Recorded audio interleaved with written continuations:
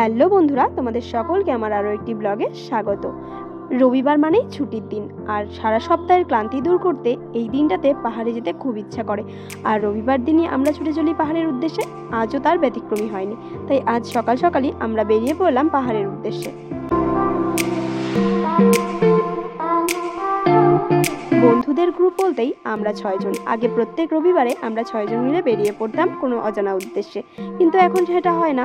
যেহেতু আমার 2 বন্ধু বান্ধবী একটা ব্যক্তিগত কারণে বেরোতে পারছে না, তাই আমরা 4 জন মিলেই বেরিয়ে পড়লাম আজ নতুন কোনো জায়গার সন্ধানে।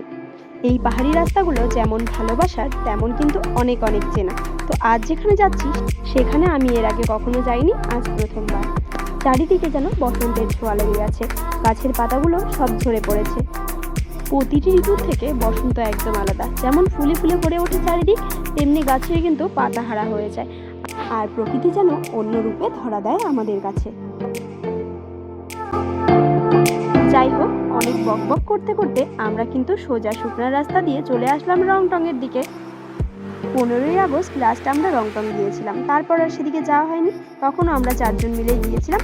আজ আবার অনেক দিন পর রংটংয়ের রাস্তায়, কিন্তু আজ রংটং স্টেশনে যাব না, আজ আমরা যাচ্ছি শিবখোলাতে। পাহাড়ি সৌন্দর্য আমাদের এত ভালো লাগে যে বারবার আমরা ফিরে যাই সেই পাহাড়ে। আজও আবার এই পাহাড়েই ছুটে আসা। হয়তো শিলিগুড়ি শহরে থাকি বলেই এই সৌন্দর্যটাকে খুব কাছ থেকে উপভোগ করতে পারি, আর ইচ্ছে হলেই ছুটে যেতে পারি পাহাড়ের বুকে। যেহেতু আজকে আমাদের ডেস্টিনেশন হলো শিবখোলা, তাই রংটং স্টেশন অবধি না গিয়ে তার আগে ডান দিক ধরে আমরা উপরে উঠে গেলাম।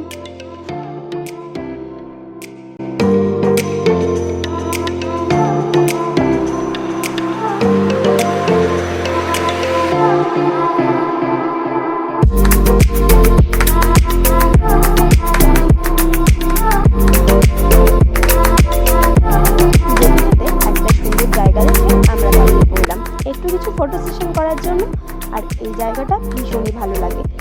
পাহাড়ের বুকে অনেক চা পাতা বাগান আর অনেক খাড়া খাড়া রাস্তা।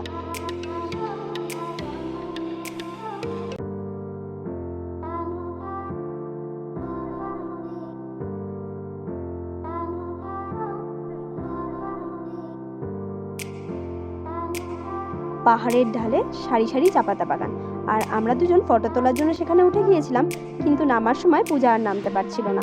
ও একটু ভীতু মানুষ, সব কিছুতেই ভয় পায়, সেই জন্য নামতে পারছিল না বলে এদিকে আরেকজনকে বাঁশ আগিয়ে দিয়েছে এটা ধরে নামার জন্য। এইদিকে আমাদের পূজারানী তো নেকু ষষ্ঠী, ওর ন্যাকামি দেখে ওর বড় একসময় বিরক্ত হয়ে চলে আসলো, কিন্তু একাই নাম, আমি পারবো না নামাতে। সত্যি পাগল মেয়ে একটা, এইটুকু ওপরে থেকে পড়ে গেলে ওর কিছুই হতো না, কিন্তু কিসের যে এত ভয় কে জানে। শেষে কিন্তু একাই নেমে এলো, এতক্ষণ শুধু শুধু নাটক।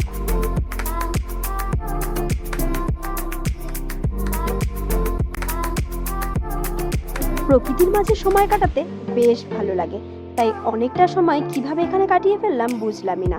আর এবার কিন্তু যাওয়ার পালা। আমরা আজ যেখানে যাচ্ছিলাম শিবখোলাতে।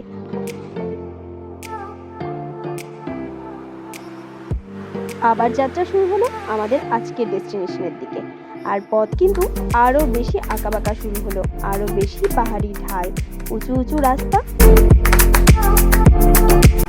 আর তারই মাঝে মাঝে কিছু জনবসতিও আছে।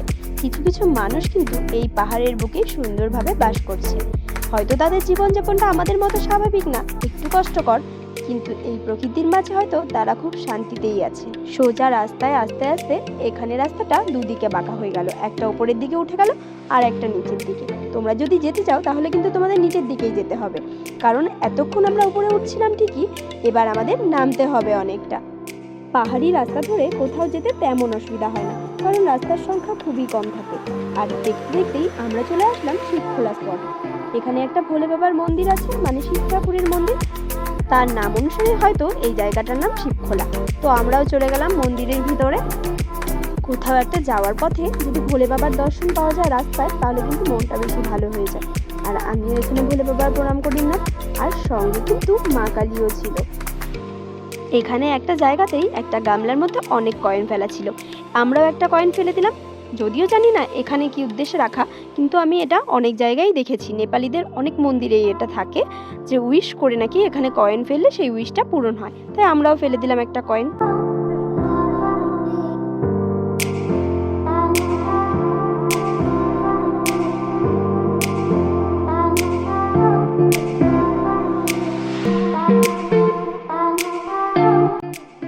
বেরোনোর অনেকটা সময় হয়ে গেছে, তাই আমাদের কিন্তু খিদে পেয়ে গিয়েছিল।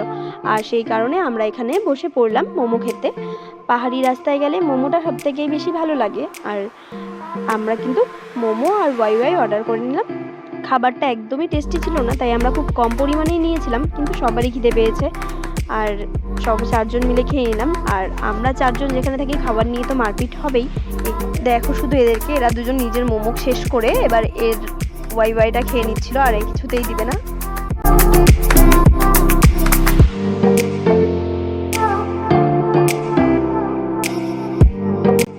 কিছু খাওয়া দাওয়া শেষ করে এবার আমরা আজকে যেখানে যাচ্ছিলাম মূলত সেই জায়গার উদ্দেশ্যে রওনা হলাম।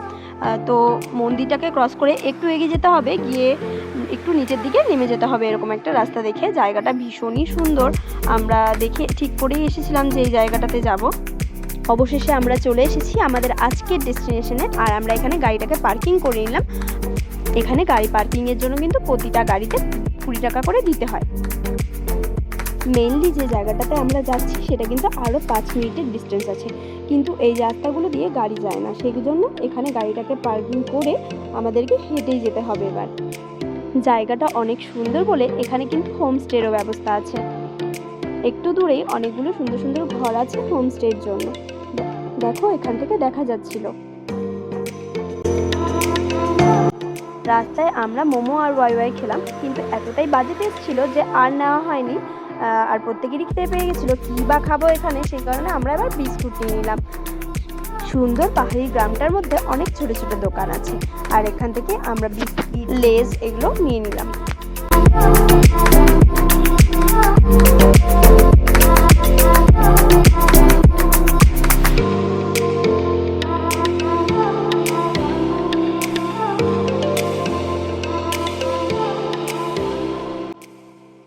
হাঁটতে হাঁটতে কিন্তু অনেকটা রাস্তায় চলে এসেছিলাম, আর এসে ভাবছিলাম আমরা হয়তো ভুল রাস্তা দিয়ে চলে এসেছি, কারণ কাউকেই দেখতে পাচ্ছি না। আর 2-3টে বাড়ি মনে হচ্ছিল ওখানেই শেষ। ওই বাড়িগুলোতে জিজ্ঞেস করতে ওরা আমাদের দেখিয়ে দিল এই নিচের দিক দিয়ে নেমে যেতে হবে। আর একটু এগোতেই আমরা অনেক মানুষের আওয়াজ আর নদীর শব্দ শুনতে পাচ্ছিলাম। অবশেষে আমরা পৌঁছে গেছি আমাদের সেই কাঙ্ক্ষিত জায়গায়। আর এখানে আসতেই দেখি ছোট ছোট পাথরের উপর দিয়ে একদম পরিষ্কার স্বচ্ছ জল। চারিদিকে কি ওয়াও না লাগছিল দেখতে।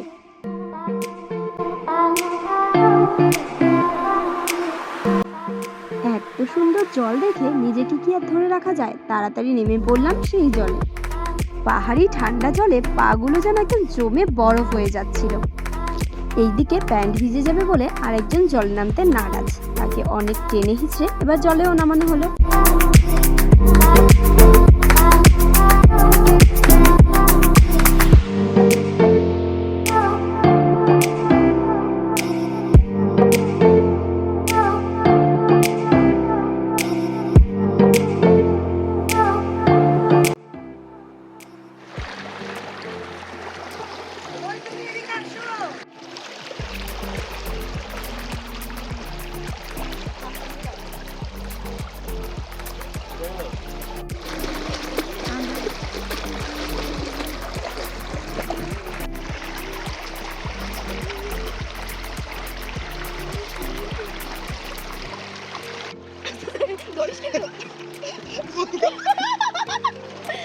মজা সেই লাগলো। জুতা টুকানি নে, ওটা ফেলা, ওটা ফেলা খেলা বন্ধু, আমারটা সবচেয়ে সুন্দর করে আসতেছে।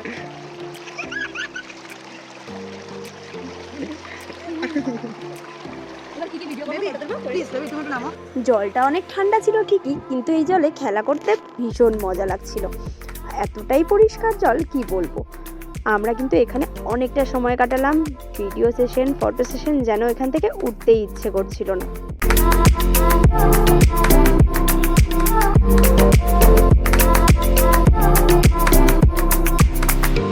যদিও জায়গাটার সৌন্দর্য আমাদের এতটাই মুগ্ধ করেছিল যে ছেড়ে আসতে ইচ্ছে করছিল না। বারবার মনে হচ্ছিল আরও কিছুটা সময় এখানে কাটাই। এদিকে ঘড়ি যেন বলছে এবার বাড়ি ফেরার সময়। এতটা সময় আমরা ওই জলটার মধ্যে কাটিয়ে ফেলেছি যে নদীর এই দিকটাতে আমাদের আসা হয়নি, আর প্লেসটাকেও সেইভাবে ঘুরে দেখতে পারিনি। জায়গাটা অনেক বড় নদী আছে, কিন্তু পাথরের উপর দিয়ে যেহেতু জলগুলো প্রচণ্ডই স্বচ্ছ আর খুব বেশি পরিষ্কার, দেখতে এতটা ভালো লাগছিল কি বলবো। নিচে একটা বালুর কণা পড়ে থাকলেও যেন দেখা যাচ্ছিল পরিষ্কারভাবে। অনেক খাবারের দোকানও এখানে ছিল, আর একটা দোকানে তো গানও বাজছিল, সবাই নাচও করছিল যেন পিকনিক হচ্ছে। এইখানে জলটার গভীরতা খুব বেশি ছিল, একটা মানুষ আরামে ডুবে যাবে এত বেশি পরিমাণ জল ছিল। সব জায়গায় ছিল না, শুধু এই জায়গাটাতেই জলটা বেশি ছিল, কেন কি জলটা এখানেই পড়ছিল আর জায়গাটা অনেকটা পর্যন্ত গভীর।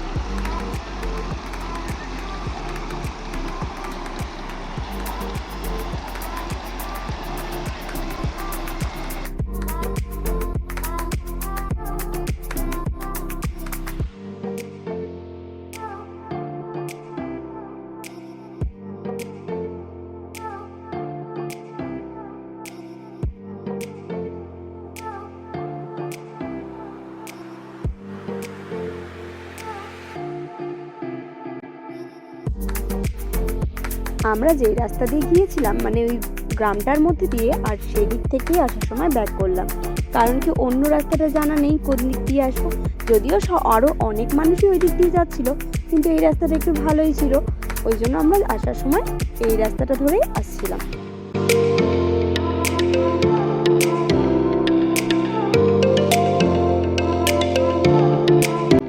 আমরা যে জলটাতে নেমেছিলাম ওই যে ড্রেন মতো করা, কি নাম ওটার জানি না, ওই দিক দিয়ে দেখো ওটা কিন্তু অনেকটা পর্যন্ত এসে গেছে, আর এই ছেলেগুলো ওই দিক থেকে আসছিল, মানে দুটো রাস্তা আছে যাওয়া আসার। যেহেতু জলটা অনেক ঠান্ডা ছিল আর ওই দিক দিয়ে অনেকটা রাস্তায় আসতে হতো, তার জন্য আমরা ওখান থেকে বেরিয়ে গ্রামের মধ্যে দিয়ে এসেছিলাম। এই যে এখান থেকে দুদিকে দুটো রাস্তা যায়, যেদিকেই যাও না কেন তুমি ওখানে গিয়েই পৌঁছাবে।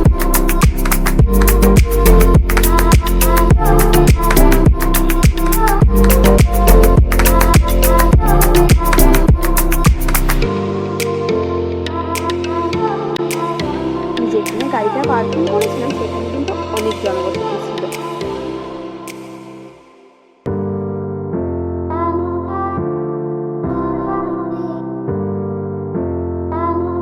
পাহাড়ে ঘেরা গ্রাম, নদী, এই প্রাকৃতিক সৌন্দর্য এক কথায় অসাধারণ, খুবই ভালো লেগেছে। ভালোই কাটলো আজকের দিনটা।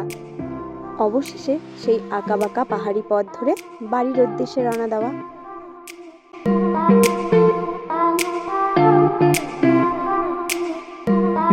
টাটা বন্ধুরা, আবার দেখা হবে অন্য কোনো ব্লগে। আমার ব্লগটি ভালো লাগলে লাইক, শেয়ার অ্যান্ড সাবস্ক্রাইব করতে ভুলো না।